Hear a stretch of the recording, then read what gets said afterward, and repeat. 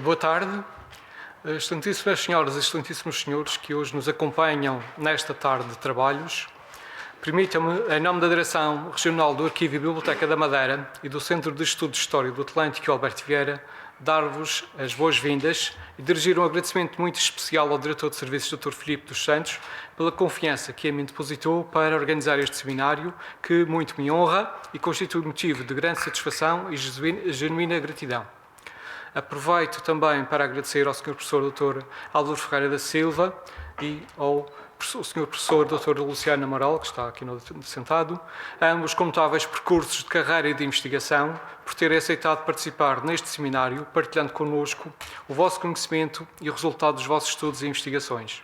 É para mim uma grande honra recebê-los nesta casa, neste primeiro seminário de História Empresarial. Esperemos que esta oportunidade se possa repetir no futuro. Sejam muito bem-vindos. Agradeço também a todos os presentes por nos dispensarem um pouco do vosso tempo, pois esse, como sabemos, é um bem precioso. Obrigado. Antes de iniciarmos algumas informações gerais, o seminário será gravado para posterior publicação no canal YouTube da Direção do Arquivo e Biblioteca da Madeira. Cada conferência será acompanhada de uma curta sessão de perguntas e respostas e debate e far-se-á pausas entre as conferências. Hoje abordaremos o tema A História Empresarial em Portugal no século XX. Pretende-se tratar questões relacionadas com as empresas e a formação de grupos empresariais em Portugal na época contemporânea, século XX, bem como a sua importância no desenvolvimento económico do país. Estes grupos familiares estão associados à exploração de recursos minerais e agrícolas e à industrialização. Além disso, a evolução da conjuntura política e económica interna e internacional refletiu-se na própria dinâmica empresarial, como se observa no grupo CUF, que será também nos objetos das comunicações. A literatura tem destacado a importância dos grandes grupos económicos antes e depois de 25 de Abril, apesar de a economia portuguesa continuar a ser dominada por empresas de dimensão média e pequena. Esta realidade é bem visível no caso da Madeira, pois a mineração do calcário do Porto Santo e os fornos de cal interessaram algumas famílias e empresas, mas o esgotamento deste recurso e a concorrência de outros produtos de construção ditaram o desaparecimento desta indústria. Cabe-me então a honra de apresentar o primeiro orador. O professor Dr. Álvaro Ferreira da Silva é professor catedrático da Nova School of Business and Economics e doutorando em História pelo European University Institute. A sua investigação recente aborda a análise comparada dos grupos empresariais, investimento estrangeiro e risco político e histórias das infraestruturas urbanas. É um membro eleito da direção da European Business History Association. Tem as publicações recentes Portugal, Changing Environment and Flexible Adaptation, Business Group in the West, The Script of a New Urban Layout, Mobility, Environment and Embellishment in Lisbon, 1850-1910, Electric Power Industry, Experiments International Business, Thirsting for Efficiency, Technological and Transaction Cost Explanation for the Municipalization of Water Supply, e The Paradox of Nationality, Foreign Investment in Portuguese Africa, 1880-1974. Sr. Professor, uma vez mais, muito bem-vindo. Tenha a bondade, a palavra é sua nos próximos 45 minutos. Obrigado.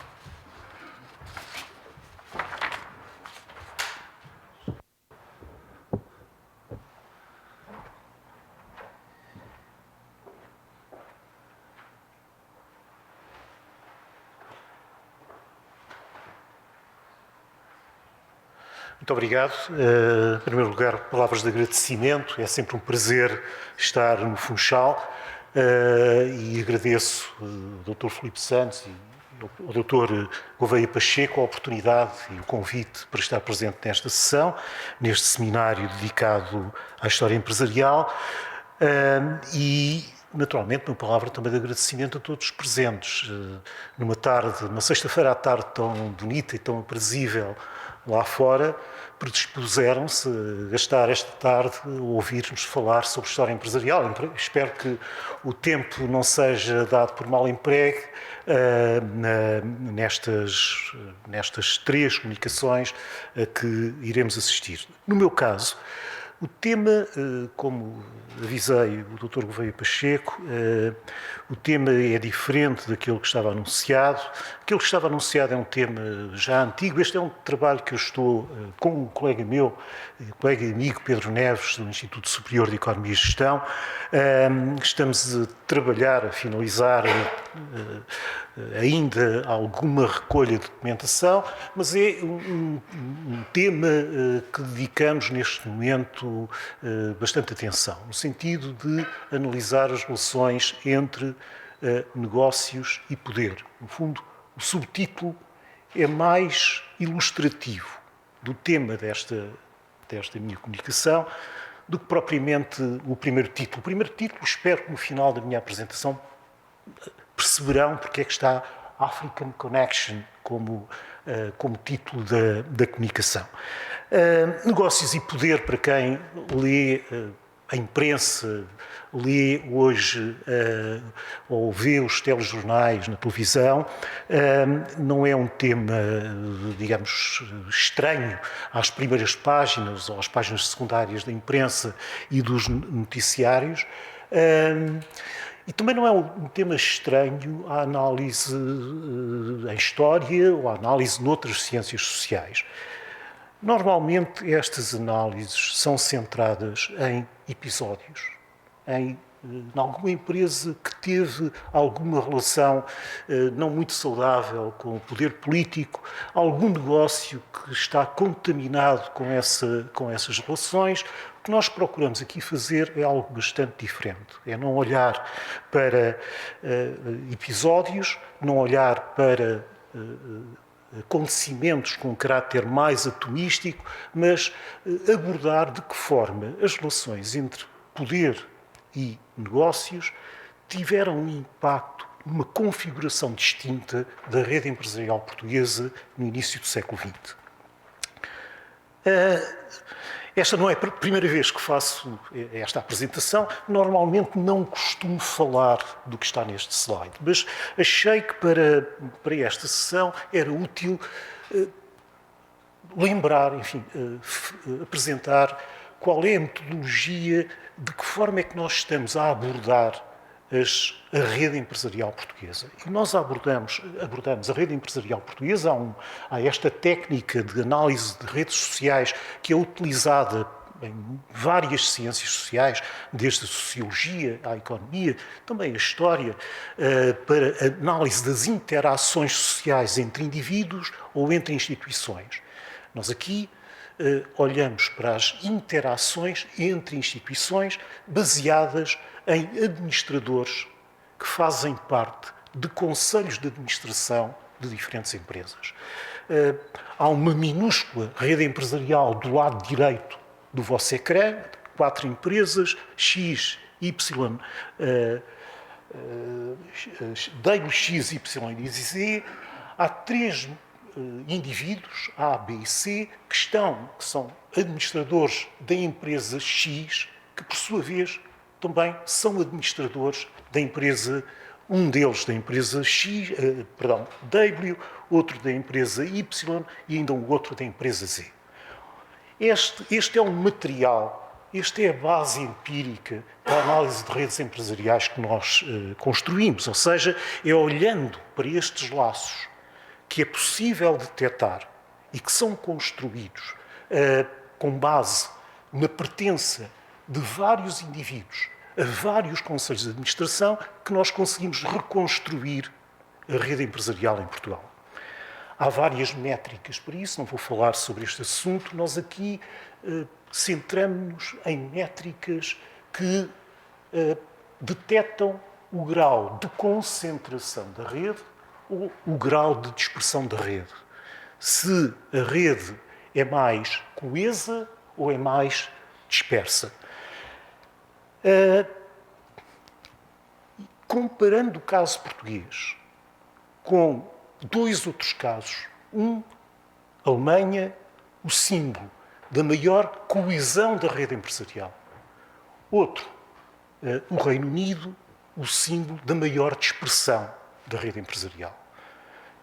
E olhando para as 3 últimas colunas, Reino Unido, Alemanha e Portugal, rapidamente percebemos onde é que o caso português se situa. Tem estruturalmente, em termos de longa duração, isto são dados para o conjunto do século XX, a rede empresarial em Portugal é uma rede empresarial marcadamente dispersa, marcadamente segmentada. No entanto, há ali um período, aquele período inicial do século XX, em que se nota um pico de coesão, nunca atingindo os níveis da Alemanha. Mas, no entanto, o nível de concentração da rede no início do século XX, sobretudo em 1925, é o dobro do nível de concentração da rede médio nos outros anos do século XX. Ou seja, este é o nosso problema, este é o nosso puzzle. Foi por aqui que nós começamos. Foi tentar perceber o que é que explicaria este pico de concentração na rede empresarial portuguesa, sobretudo em 1925. Vou falar bastante de 1925 ao longo desta apresentação. Não vou falar da base teórica desta análise de redes empresariais, é mais para para outro tipo de apresentações, mas vou dizer alguma coisa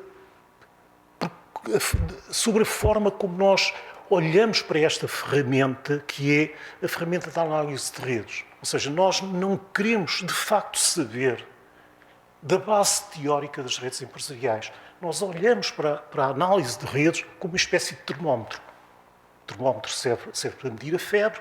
Neste caso, nós tentamos medir qual é a coesão da rede, tentando olhar para as anomalias. Ou seja, quando a rede empresarial portuguesa dá um pico de maior febre, de maior concentração, ou pelo contrário, não é o tema desta comunicação, mas também iremos fazer isso, quando a rede empresarial portuguesa tem um pico negativo, muito mais negativo do que aquilo que é constante estrutural, de falta de concentração.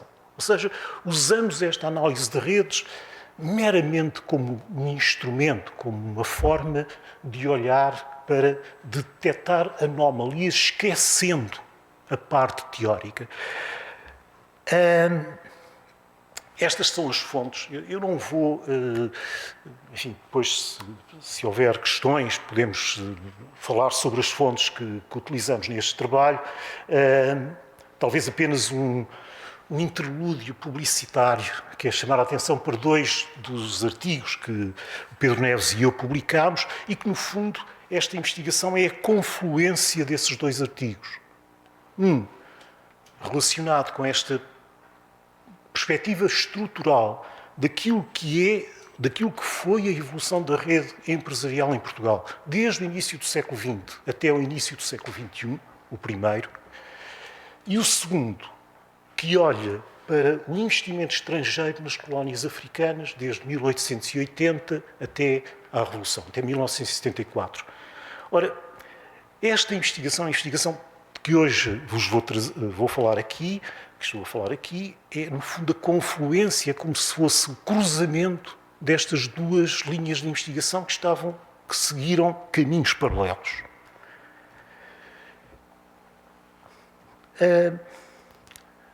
Olhemos com um pouco mais de pormenor para as estatísticas da rede. Há aqui outras medidas, um pouco mais de pormenor, mas limitado, porque me interessa caminhar mais rapidamente para aquilo que é a explicação desta concentração da rede empresarial no início do século XX. Qualquer uma destas medidas, há pouco olhámos para o grau, para o índice de concentração. Temos aqui duas outras medidas. Qualquer delas, sem exceção, assinala o início do século XX como uma época de anomalia, de maior concentração da rede empresarial portuguesa, só aproximada pelo início do século XXI. Não vou falar sobre isso. E se visualmente, ali estavam os números, aqui está a visão da configuração da rede empresarial, em 4 momentos. Reparem no que é. Espero que isto funcione. Não funciona o ponteiro. Bom, no vosso canto superior direito, nós temos a rede empresarial em 1925. No canto inferior, também do lado direito, deste lado, nós temos a rede empresarial portuguesa em 1973. Mesmo o olho nu, sem olharmos para que tipo de empresas lá estão, sem tentarmos detectar que empresa é esta ou que empresa é aquela, nós vemos que a dispersão em 1973 é muito maior do que aquela que existe em 1925. Façamos um...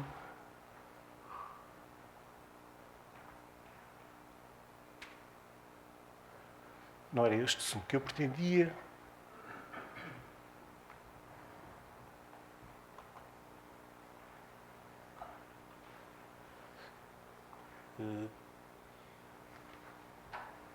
Ok. Façamos um zoom em 1925.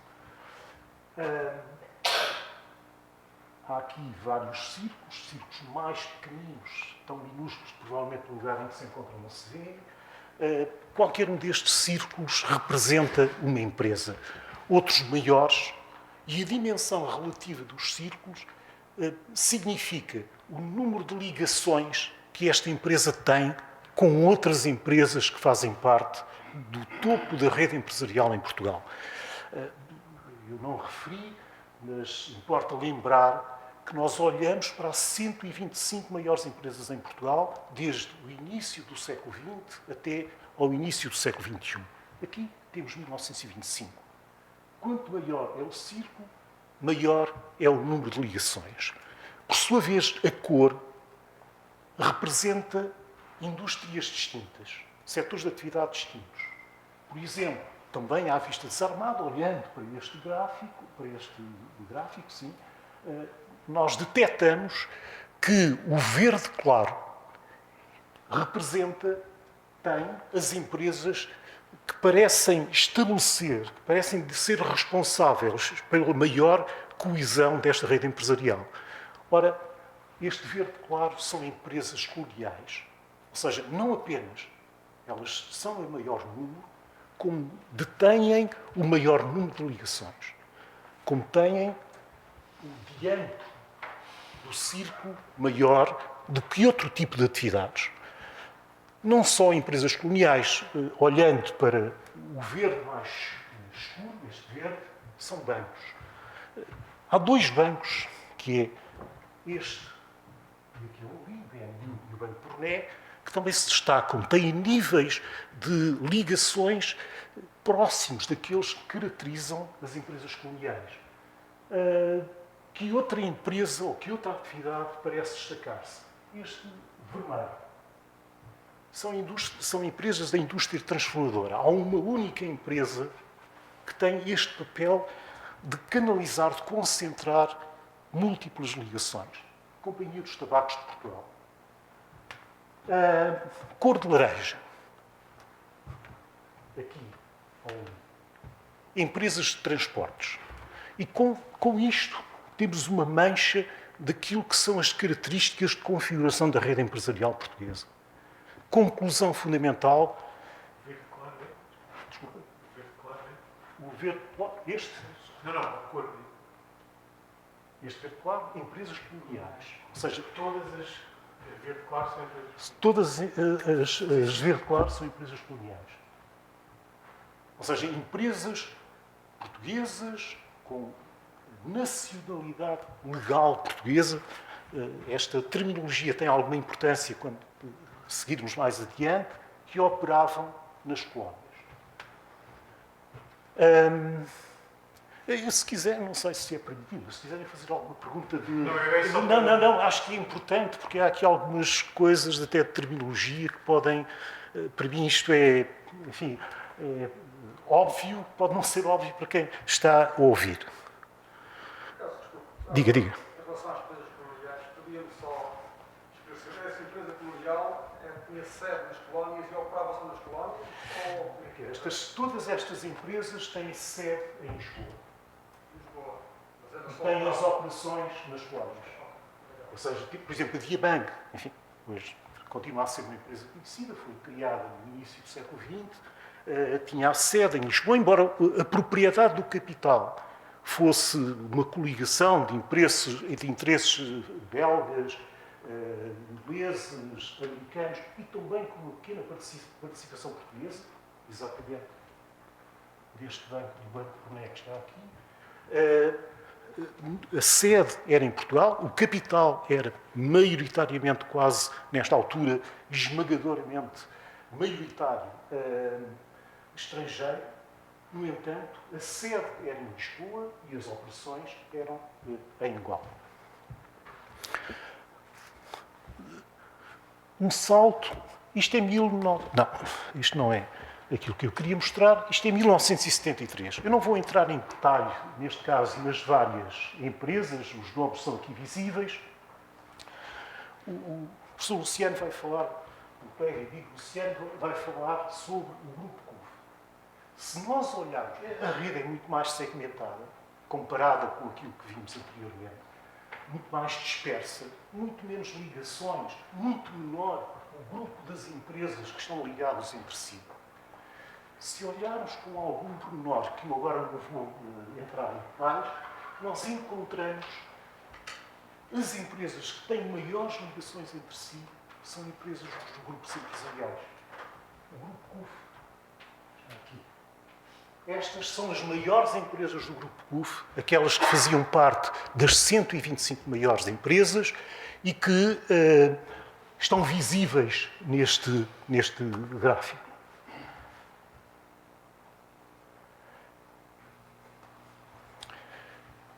Basicamente, o que aqui acentua é o papel relevante, maioritário, das empresas coloniais para segregarem, para sustentarem esta coesão, este caráter de concentração da rede empresarial que caracteriza 1925. Olhemos, há bocadito vimos os círculos. Agora, tentemos ligar os círculos às empresas. Esta é a lista das 13 empresas com mais ligações. Ora, destas 13 empresas com mais ligações, as empresas coloniais são aquelas que são maioritárias. 7 das maiores empresas, das empresas com mais ligações, são empresas coloniais. Se olharmos para o topo desta tabela, as 6 maiores empresas, as empresas com mais ligações que se destacam, acima de 16 ou mais ligações, dessas, 5 são empresas coloniais. A outra que surge é a Companhia dos Tabacos de Portugal. A Companhia dos Tabacos de Portugal é o monopólio, nesta altura ainda era monopólio do tabaco em Portugal. Tem, como é óbvio, relações estreitas em termos de matérias-primas com as próprias colónias e tem esta característica da maior concessão pública do monopólio do tabaco no nosso país. Quais são as outras empresas, sem serem as empresas coloniais, que surgem? Empresas ligadas aos transportes, Companhia Nacional de Navegação e Sociedade de Estoril, aos serviços públicos, neste caso de água, a Companhia de Eletricidade está um pouco mais abaixo, e depois os 2 bancos que há pouco referi. Banco Brunet, que é um dos bancos pioneiros no desenvolvimento de atividades coloniais. Há pouco referi o caso de Diamang, talvez a maior investimento estrangeiro mais expressivo em atividades coloniais durante este período, e o Banco Nacional Ultramarino, quase que o nome diz tudo.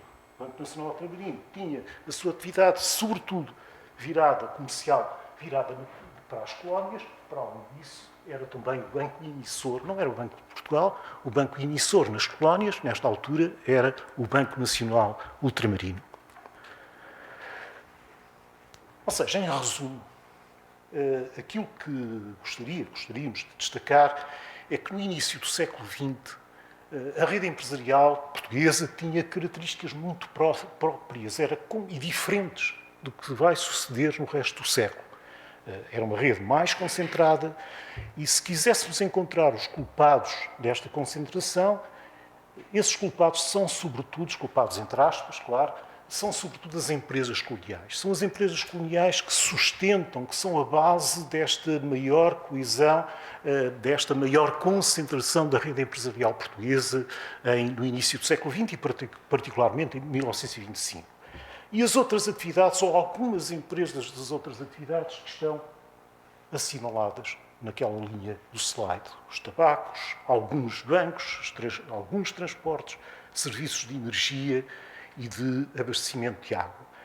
Logo, as duas questões que se colocam é, por um lado, porque é que existe esta combinação, esta coligação de interesses entre empresas coloniais e os outros ramos de atividade que referi, na criação de uma rede empresarial mais concentrada? Primeira pergunta. A segunda pergunta é porque é que as próprias empresas coloniais têm este papel? E o resto da minha comunicação é no sentido de responder a esta questão.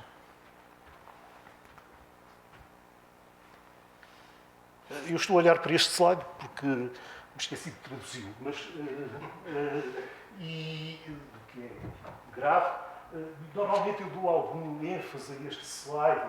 Esta apresentação foi feita, fizemos-la noutras ocasiões para uma plateia não portugueses que sabem, ia dizer pouco, mas pouco, não exagero, não sabem nada sobre a história de Portugal, e o objetivo é assinalar alguns marcos, sobretudo da crise dos anos 90, que é aquela que nos interessa para o argumento desta investigação. Ou seja, nos anos 90 há uma combinação de vários tipos de crise. Em primeiro lugar, crise política, com o ultimato britânico de 1890.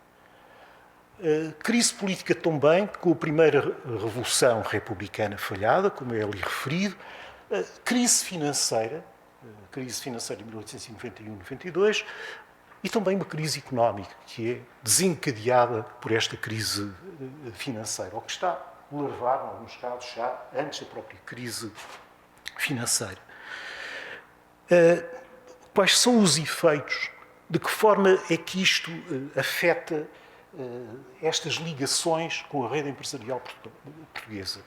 Existem duas consequências da crise dos anos 90. Por um lado, ela torna, e digamos que o ultimato de 1890, o ultimato britânico, exacerba essa exigência de que, se Portugal quer ter soberania política sobre territórios africanos, tem de ter ocupação efetiva dos territórios. Já tinha sido uma exigência da própria Conferência de Berlim, que se tinha realizado uns anos antes do ultimato, 1886. Digamos que o ultimato exacerba essa pressão.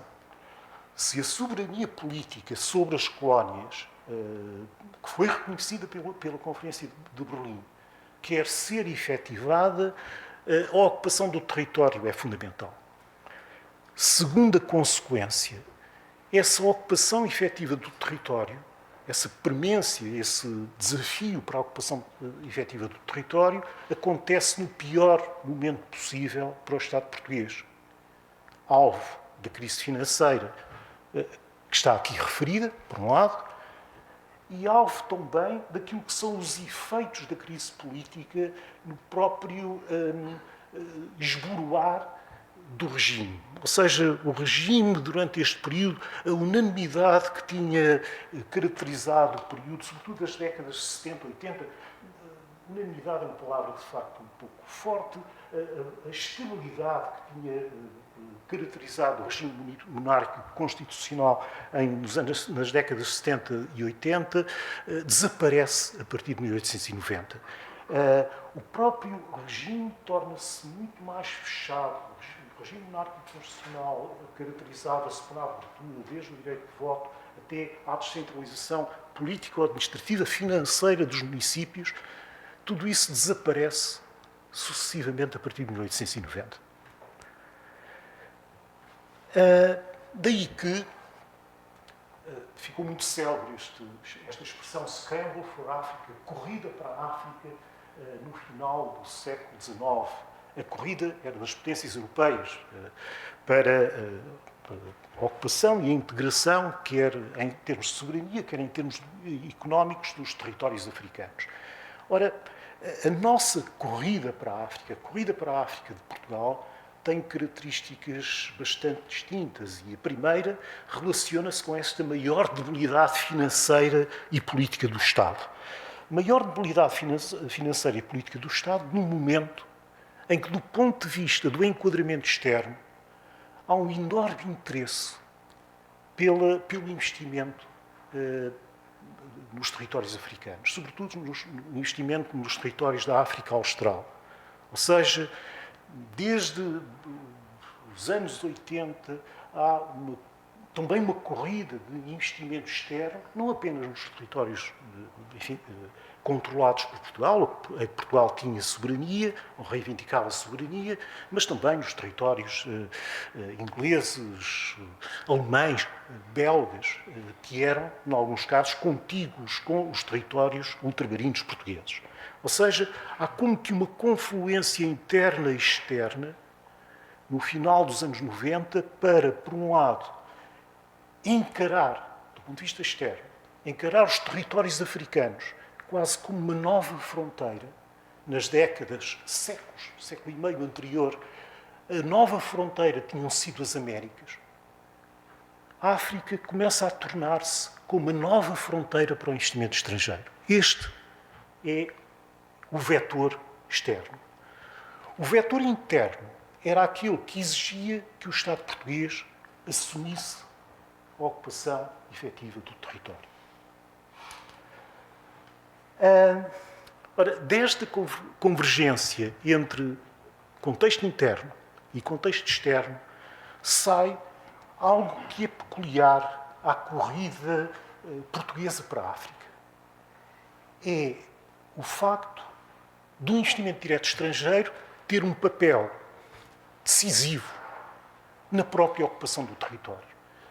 Vamos ver isto um pouco mais adiante, mas a esmagadora maioria das maiores empresas coloniais são empresas dominadas, são empresas em que a maioria do capital é capital estrangeiro, mesmo quando elas, como a Diamang, tinham a sua sede em Portugal. Isto foi uma solução para tentar enquadrar estes dois vetores, o vetor interno e o vetor externo. Só que, do ponto de vista de um Estado fraco, associar a ocupação do território e a sua exploração em termos económicos a interesses estrangeiros despertava problemas de soberania. No final dos anos 90, procura-se uma solução também para esta questão. Como é que é possível controlar o acesso de investimento estrangeiro aos recursos africanos? Até então, o acesso era praticamente livre para qualquer tipo de atividade económica. Havia pouco investimento, mas o acesso era praticamente livre. A partir desta altura, todo o regime de concessões em África, de concessões para atividades em África, é revisto e para as empresas estrangeiras são impostos requisitos de nacionalidade bastante exigentes, bastante fortes, que são sintetizados neste slide. Eu gostaria apenas de destacar dois. O primeiro é o facto de, para além da maioria dos membros do Conselho de Administração terem de ser portugueses, estamos a falar de empresas em que, em alguns casos, a totalidade do capital era capital estrangeiro. No entanto, se queriam explorar minas, infraestruturas, transportes, por exemplo, ou companhias majestáticas, as companhias que têm funções administrativas nos territórios africanos, no caso de Moçambique é peculiar, porque a maioria do território moçambicano, no início do século XX, era explorado por companhias majestáticas. Estas empresas estrangeiras têm de ter, para além da maioria dos membros do Conselho de Administração serem cidadãos portugueses,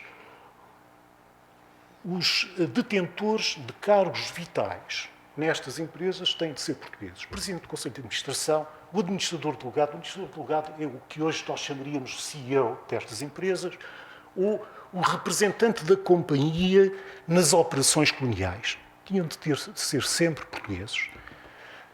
E o segundo aspecto que eu gostaria de destacar nestes requisitos tão exigentes de nacionalidade é o facto das empresas terem de ter nacionalidade legal portuguesa.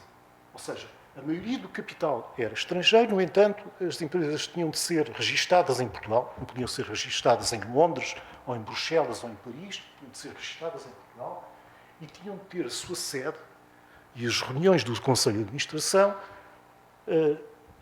tipicamente em Lisboa, que era a sede destas empresas.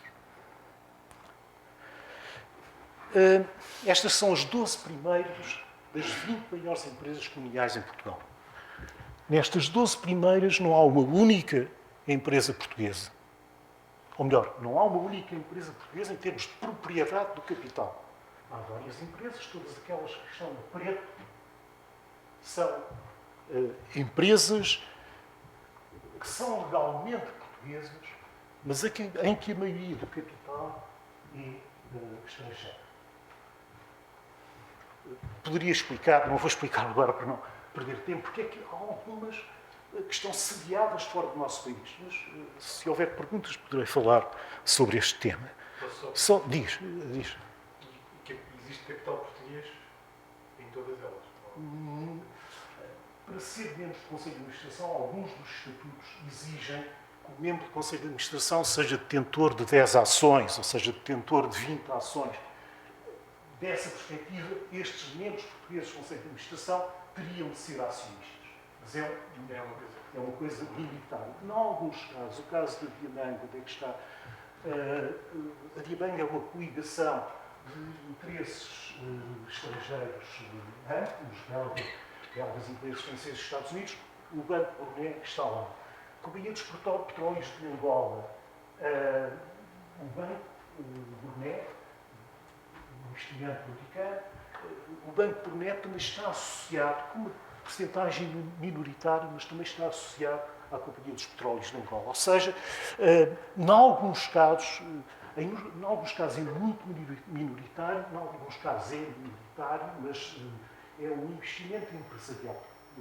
Neste caso, o banco, recordo-me do Banco Burné, que caracteriza estes dois investimentos. Mas, sobretudo, aquilo que quero acentuar é que a larga maioria do capital era capital estrangeiro.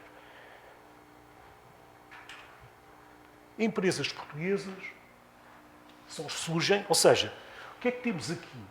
Temos as empresas a que se destinava, as atividades a que se destinava a legislação de 1890. Tudo isto são concessões, ou obrigam a concessões do Estado. Minas, transporte, e as ditas companhias estáticas tinham poder de soberania, tinham direitos administrativos sobre o território. Todas elas, as tais empresas abrangidas pela legislação de 1890, todas elas são empresas estrangeiras. Só encontramos empresas portuguesas, enfim, a par com outras empresas que são estrangeiras, quando olhamos para a agricultura. A agricultura não tinha qualquer requisito de nacionalidade. Aqui existem empresas estrangeiras e também algumas empresas portuguesas.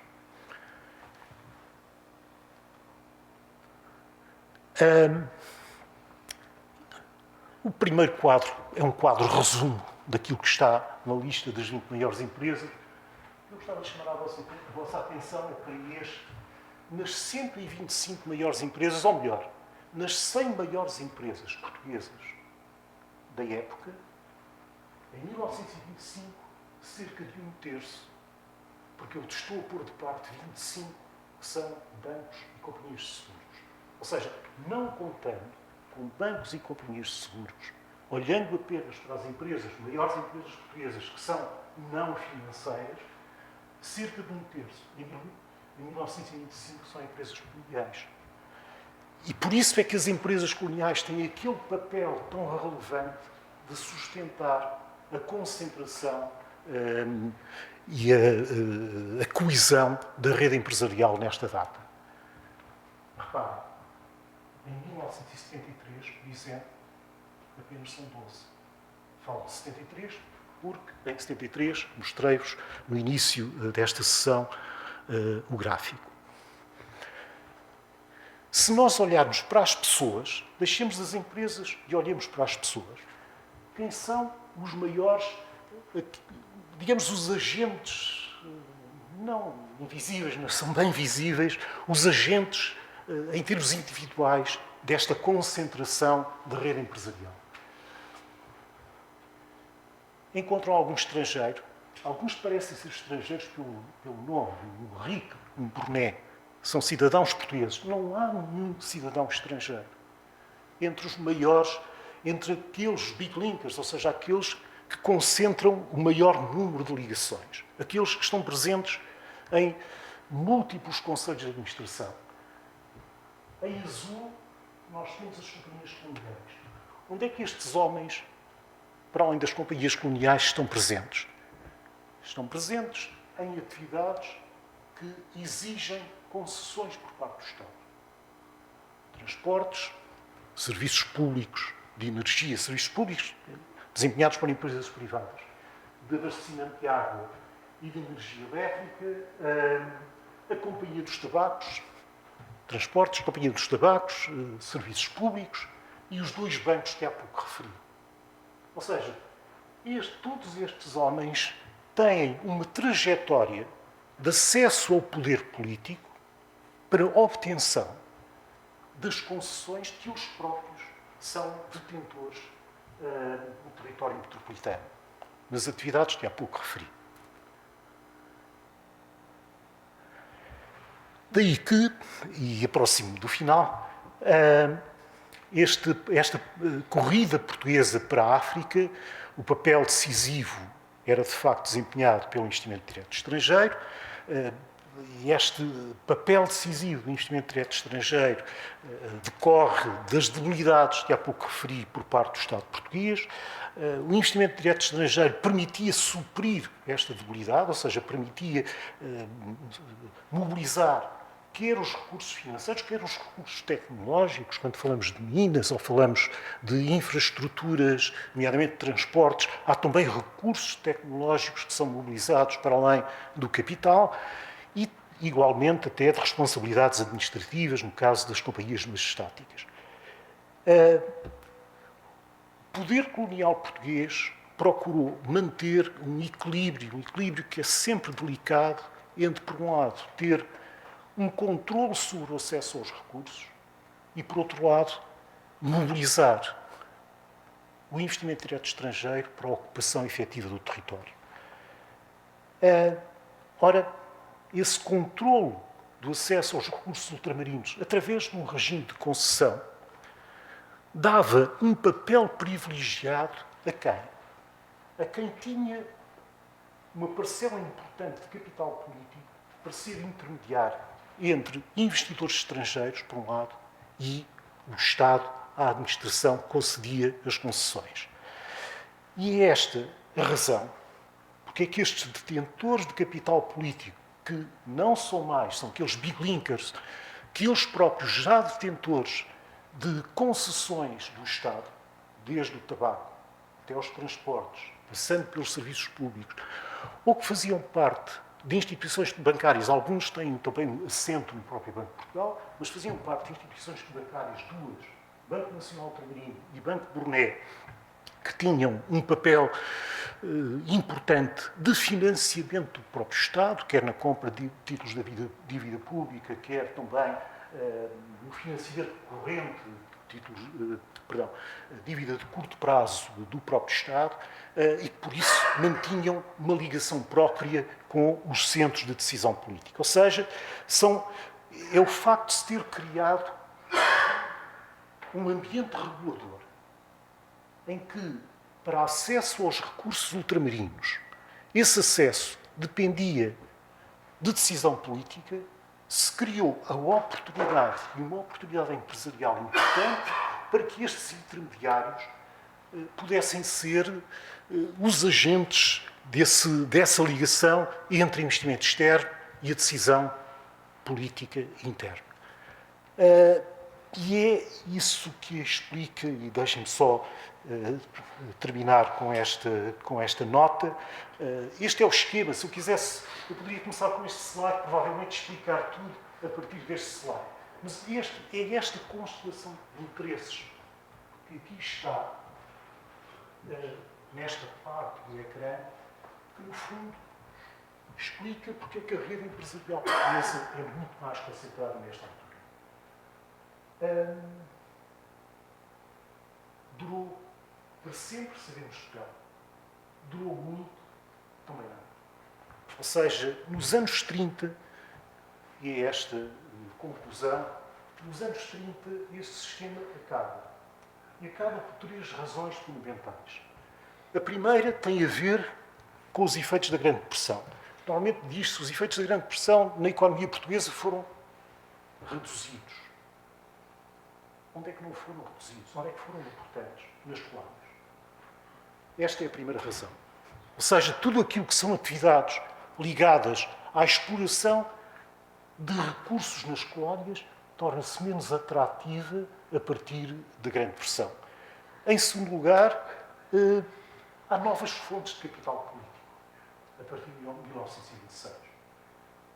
Os mesmos detentores de capital político durante o período anterior já não têm o mesmo tipo de capital para poderem servir de intermediários.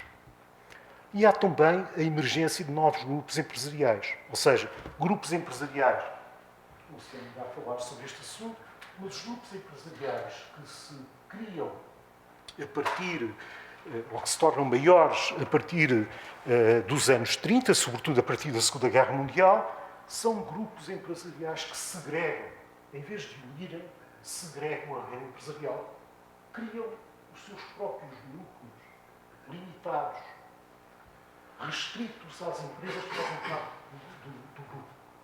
Não criam ligações amplas, como era a característica da rede empresarial portuguesa no início do século XX.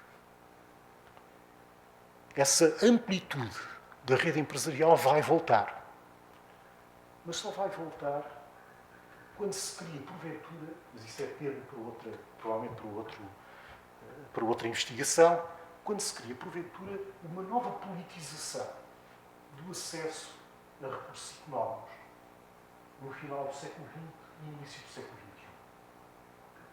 Mas isso são contas de outra razão. Muito obrigado pela vossa presença e perguntas que estão à vossa disposição.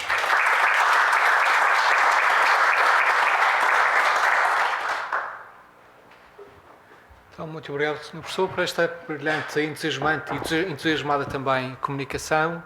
Nós vamos, a partir de agora, abrir então o espaço para debate, para perguntas e respostas. Quem quiser intervir, vamos ter 10 minutos, mais ou menos, portanto, para fazer essa parte. Só um bocadinho.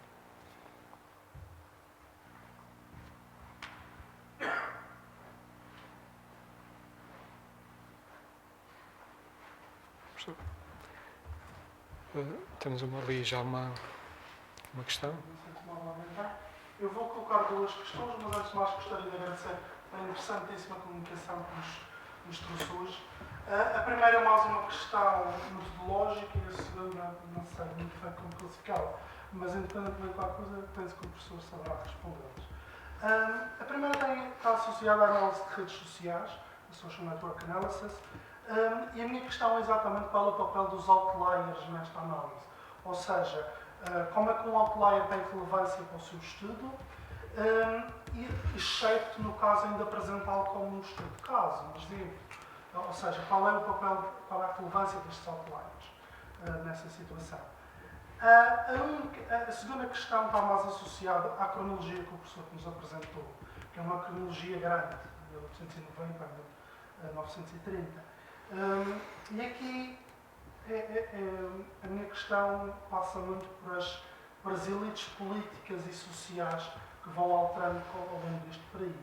Ou seja, qual é o impacto dessa alteração das elites políticas e sociais, por exemplo, na passagem para a Primeira República, da Primeira República para a ditadura militar, ou antes do civilismo, e depois para o Estado Novo, e como é que esta alteração destas elites, tanto políticas como sociais, porque as sociais também são relevantes, questões como, por exemplo, os bispos,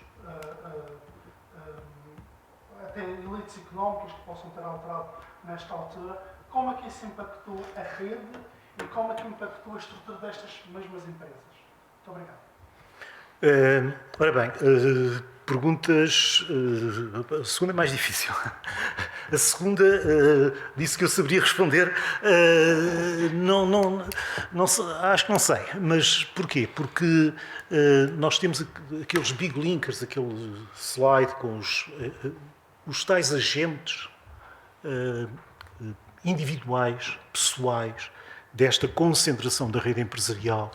Aquilo que nós estamos neste momento a fazer é traçar uma biografia coletiva dos maiores big linkers. Só nos interessa o período entre 1900, um período que apresentei ali num outro quadro com os níveis de coesão da rede, 1900, 1913, 1920, 25 e 1937, que são, digamos que é o período em que se nota esta ascensão da concentração e depois o declínio. Não passamos de 1937 para este trabalho. Como pegamos exatamente nos big linkers em 1900, conseguimos compreender se existe, do ponto de vista desta elite empresarial, se existe alguma alteração dos nomes ou se, pelo contrário, há alguma continuidade. Não sabemos, não sei. Eu iria, se pudesse apostar, não sou muito de apostas, mas se tivesse que apostar, eu diria que há alguma continuidade. Ou seja, alguns destes indivíduos já vêm antes de 1925, a família vem de antes de 1925, diria que há alguma continuidade, mas se calhar estou enganado. Ou seja, resumindo, não sei responder à sua pergunta de uma forma clara. Se há alguma alteração visível e que depois seja visível, porque alterações existiram. Agora, será que elas são visíveis nas elites empresariais, que são aquelas que estamos aqui a olhar? Não sei. Em termos de metodologia, os outliers são aquelas empresas que não têm qualquer ligação. Penso que são esses outliers da análise de redes que referiu. Os gráficos que eu apresentei, eu ia aqui procurar para projetá-los novamente, nunca têm outliers.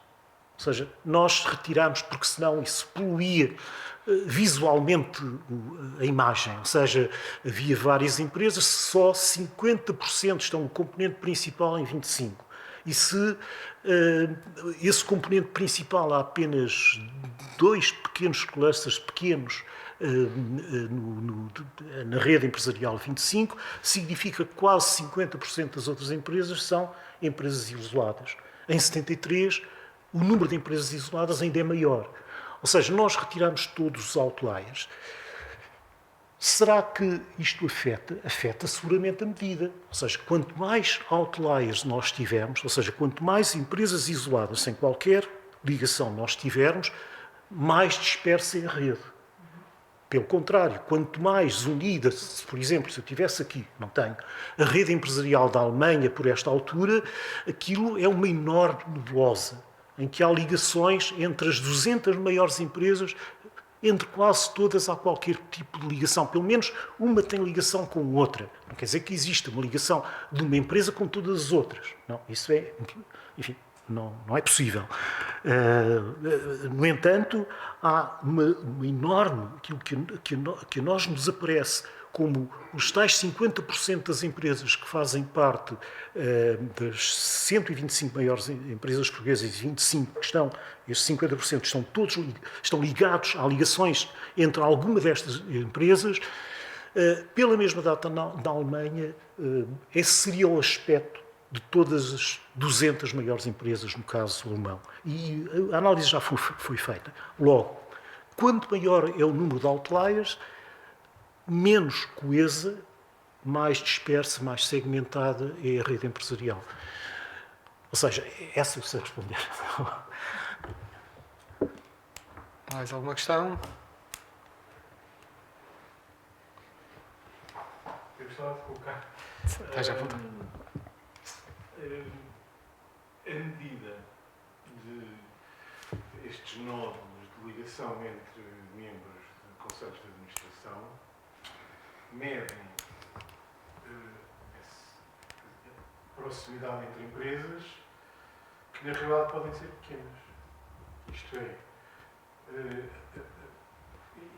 pode estar a mostrar nódulos onde há muita interseção, mas na realidade são pessoas que são participantes de empresas de pequena dimensão, medidas por outras métricas, como o volume de negócios, ou capital, acrescentado. Portanto, será que é legítimo dizer que isto é uma medida de concentração empresarial? Portanto, é uma medida de interligação entre elites empresariais, mas não necessariamente de concentração empresarial. E julgo que isso se vê até muito bem no período em 1925. Na realidade, aquelas grandes empresas, os big linkers são funcionários, quer dizer, go-between, não são bem grandes capitalistas, são funcionários que interligam, semi-funcionários, quer dizer, aquela elite de meio de negócios, meio de política, né, que liga as várias empresas. Portanto, a minha questão é se realmente, quando mostras esses valores, se realmente estás a medir concentração empresarial ou mais essa partilha de... Por exemplo, se fizesse o exercício de...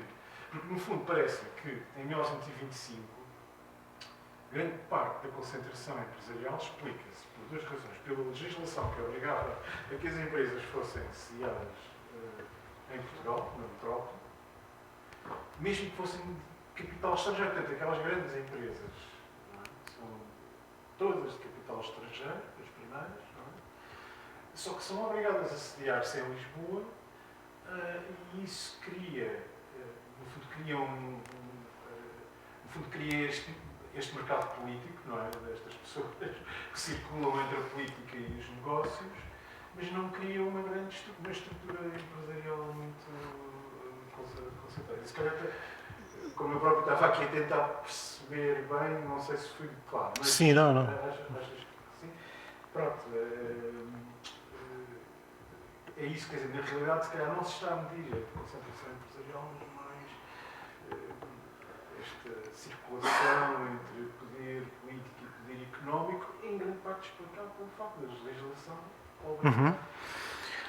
No Estado Novo isso já não acontece, porque o Estado Novo tem uma política de nacionalização da metrópole, não acaba com as concessões majestáticas portanto não aceita, limita bastante o investimento estrangeiro, mas pronto, não sei se a medida não confunde um bocado as coisas. Já agora, uma última, tu disseste, a Grã-Bretanha está claramente do lado da dispersão. Mas, por exemplo, eu vou apresentar aqui dados, que acho que são corretos. Dispersão da rede, não é da dispersão da rede. Porque, na realidade, nos dados que eu vou aqui mostrar, em termos de volume de negócios, a Grã-Bretanha concentrava nas 100 maiores empresas muito mais do que outros países.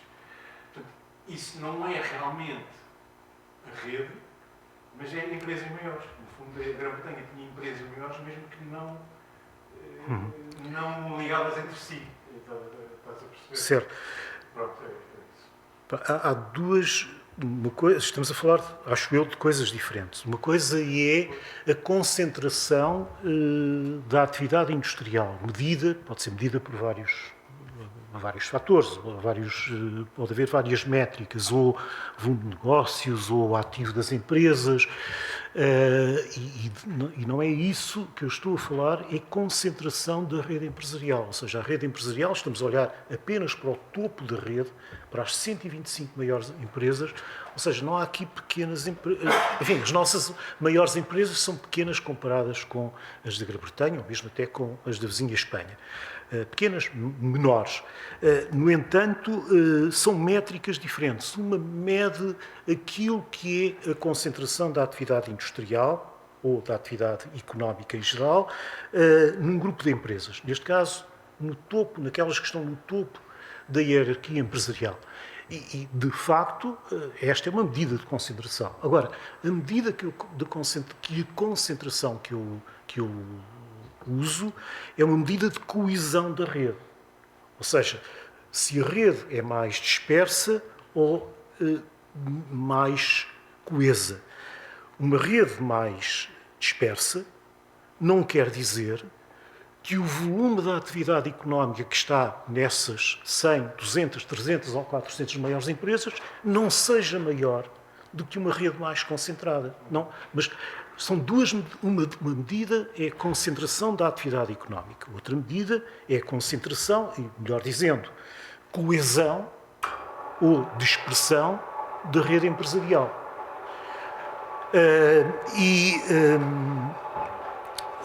é, no fundo, esta é a resposta, ou seja, não creio... Todas estas empresas são empresas, à escala portuguesa, são empresas grandes. Estão aqui as 125 maiores, mas são maiores que as outras. As empresas coloniais estavam entre as maiores empresas portuguesas, pelo valor do ativo, que é essa a medida que nós utilizamos. Ou seja, não se trata em nenhum destes casos das empresas de empresas de menor dispersão, de menor volume de negócios, ou melhor ativo, de nós irmos buscar apenas porque têm mais ligações, empresas que têm um impacto económico menor. Não, nós olhamos sempre para o mesmo grupo. 125 maiores empresas. Como é que se articula a configuração da rede destas empresas? E, precisamente, porque o topo da hierarquia se mantém, as empresas mudam. As empresas que são as maiores no início do século XX já não são no início do século XXI, ou mesmo no final do século XX. Mas olhamos sempre para o mesmo número. E é isso que permite pensar no topo desta hierarquia empresarial como é que se dá a configuração da rede. E a concentração é isto. Concentração da rede, no sentido dela ser mais coesa, ou dispersão da rede, no sentido dela ser mais segmentada.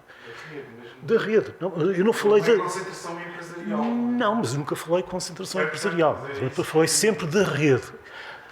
Aquilo que se pode perguntar é isto significativo? Para algumas coisas é. Ou seja, para medir o grau de concentração da atividade económica nas maiores empresas, não é, porque não tenho aqui nenhuma métrica relativamente a isto.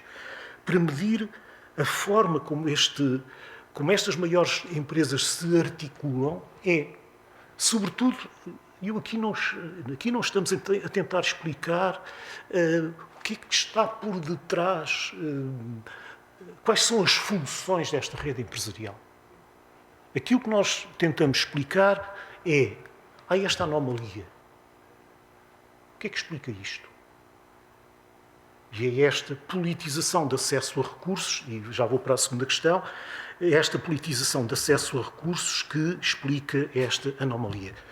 Porquê que o caso é interessante? Enfim, nós estivemos há um mês a apresentar exatamente esta investigação, uma conferência, enfim, com pessoas desta área de redes empresariais, e o que se falava, capital político são pessoas que fazem parte do aparelho administrativo do Estado, que são governantes, ou que tiveram um papel no governo, ou que fazem parte do papel de um partido político. O capital político destes homens não deriva daí. O único que tem alguma coisa, que pode ter alguma coisa, porque foi militar daquele Estado, Paiva de Andrade. Paiva de Andrade aqui só tem 4 ligações, já estamos em 1925 e o senhor já tinha bastante idade. Paiva de Andrade é um homem que fez a sua carreira como homem de negócios, não como militar, como homem de negócios, encontrando forma de passar para o seu nome concessões.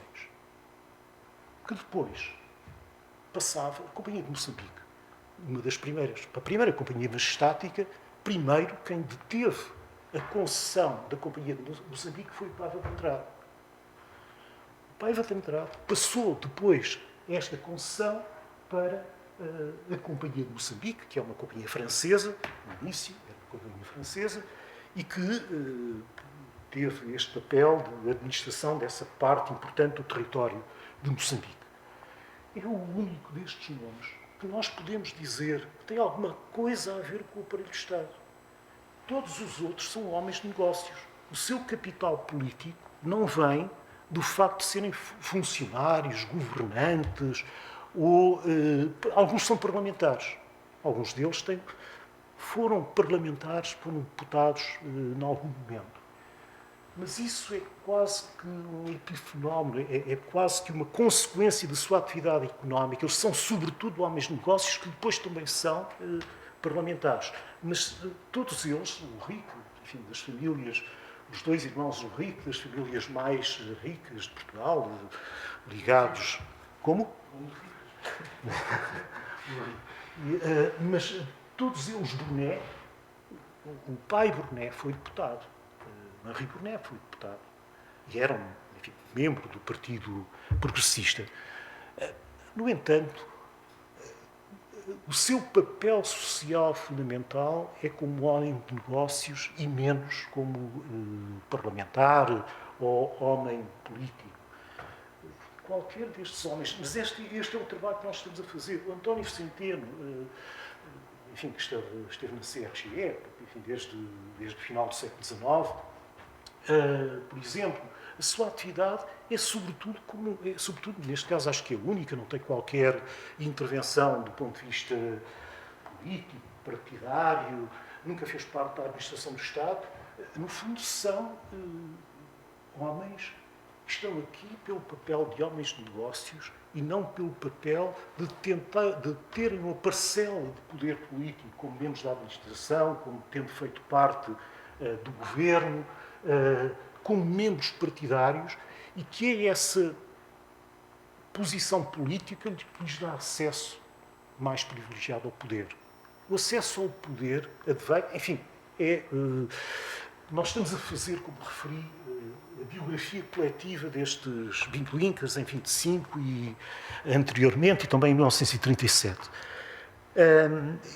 A ideia que nós temos em relação a 1925, que é aquilo que já está mais avançado, é exatamente esta. O capital político destes homens vem da sua posição como homens de negócios. Porquê é que isto é interessante? Porque é o que eu falei nos meus colegas das redes empresariais com quem debatemos há um mês atrás. Porque, noutros países em que há uma politização do acesso a recursos económicos, e há vários casos em que isso acontece, ou que aconteceu, casos do presente ou casos do passado, muitas vezes o que se fala, a literatura, a bibliografia internacional, é muito sobre como é que a pertença a um partido político ou a pertença ao governo dá acesso a esses recursos. Nada disto existe neste caso. E, pelo menos, esta é a nossa ideia. E é isso, porventura, que torna, esperemos nós, este trabalho também mais interessante. Esperemos. Só mais uma questão, mesmo. Duas Podemos fazer um pessoas que intervalo. levantaram o braço. Professora Benedita. Eu já fiz uma questão, portanto. É uma enorme responsabilidade. Agora, esta discussão, agora lembro-me uma coisa. Portanto, e qual é que seria o papel, portanto, dos investidores estrangeiros que vão montar um negócio nas colónias na escolha destas personalidades? Há aqui diálogo com o governo, etc. Serão já homens de negócios, certamente, que têm alguma experiência de administradores. Portanto, os investidores estrangeiros, os donos das empresas, no fundo, também se calhar procuravam administradores competentes, digamos assim, vão tomar conta do seu capital a seu dinheiro. Portanto, qual é o papel desses investidores? Não sei em pormenor o diálogo, sem alguns casos, porque estudei, porque no fundo isto também se baseia em alguns estudos de caso, mas face ao volume de empresas que aqui estão envolvidas, os estudos de caso são sempre reduzidos. Até de empresas coloniais, aquele trabalho que eu referi no início, do Pedro Neves e meu, estuda alguns casos destas empresas exatamente que estão sediadas em Portugal, qualquer uma delas, a Diamanga, a Companhia de Moçambique, a Companhia dos Caminhos de Ferro de Benguela, falta-me uma que agora não me recordo, mas que são em que a maioria do capital é estrangeiro. O papel dos investidores estrangeiros, há duas partes da sua pergunta que eu vou tentar separar. Uma primeira é como é que a negociação se entablava, ou seja, como é que entravam, como é que existia esta aproximação. O Banco Burnet aqui tem um papel determinante. O Banco Burnet tem ligações, enfim, já precoces aos mercados internacionais e tem conhecimentos em mercados estrangeiros e que o tornam, fazem dele uma ligação de entrada, de procurar um melhor interlocutor em Portugal para aceder a esta ou àquela concessão. A segunda parte da pergunta é qual é o papel afinal dos investidores estrangeiros? Será que é um papel distante ou próximo da administração portuguesa, da administração destas empresas? É um papel próximo. É um papel muito próximo. E a melhor forma de nós vermos isto, eu não falei disto, não havia tempo, estas empresas que são portuguesas em termos locais, mas que são estrangeiras em termos de propriedade de capital, têm uma estrutura organizativa no governo muito peculiar. Há uns anos atrás fiz um artigo que cunhei a expressão que são empresas dual board, ou seja, de duplo conselho de administração, que são estes comitês. Qualquer delas tem conselho de administração em Lisboa e tem uma espécie de conselho de administração sombra, mas não é tão sombra quanto isto, porque faz parte dos próprios estatutos da empresa, sediado numa cidade, em alguns casos, em mais que uma cidade, Londres e Paris, por exemplo. Aí estão sediados dois comitês, um em Londres e outro em Paris, da Companhia de Niassa. No caso, a Companhia de Moçambique, outra companhia majestade também. A Diamanga tem o seu comitê estrangeiro sediado em Bruxelas. Ou seja, do ponto de vista, e nós aprofundamos isto analisando decisões empresariais concretas. Ou seja, não é ficarmos, vamos ver quais são as decisões estratégicas importantes na vida desta empresa. Quem é que toma a decisão? Quais são as decisões operacionais importantes? Quem é que toma a decisão? A decisão é tomada em Lisboa ou é tomada fora do país? Companhia dos Caminhos de Ferro de Benguela tem, em Londres, onde é que já estão? Companhia dos Caminhos de Ferro de Benguela, mesmo decisões sobre tarifas de transportes de passageiros ou transportes de mercadorias, que são decisões tipicamente operacionais, são tomadas em Londres, não são tomadas em Lisboa. Ou seja, o papel destes comitês era um papel muito próximo da atividade da empresa. Todos os documentos, desde as atas dos conselhos de administração, realizados em Lisboa, onde a maioria dos casos, os administradores estrangeiros não participavam. Mas todas as atas não eram em português. As atas eram em francês ou em inglês. Tipicamente, francês ou inglês. Ou seja, há uma vida, um controle muito próximo entre de quem detém a propriedade do capital e a própria administração, mesmo a administração corrente, mesmo a administração operacional da empresa. Isto não é, estas empresas dual board não foram criadas com as companhias coloniais. Há o investimento direto estrangeiro, não inglês, mas, digamos assim, de língua francesa, belga, francês, cria muito este tipo de empresas. Empresas que estão sediadas no país onde decorrem as operações e que são empresas com dual board, com um conselho de administração na sede legal da empresa e com um comitê fora. e são comitês que gerem a par e passo a vida da empresa. Ou seja, foi tentativa de responder à sua pergunta. Bom, vamos ter que finalizar agora. Vamos fazer uma pequena pausa. Agradeço ao professor por estes esclarecimentos todos, também que estou e pela sua vinda aqui à Madeira. Vamos fazer uma pequena pausa de 5 minutos para fazer então a mudança e passarmos depois à próxima comunicação.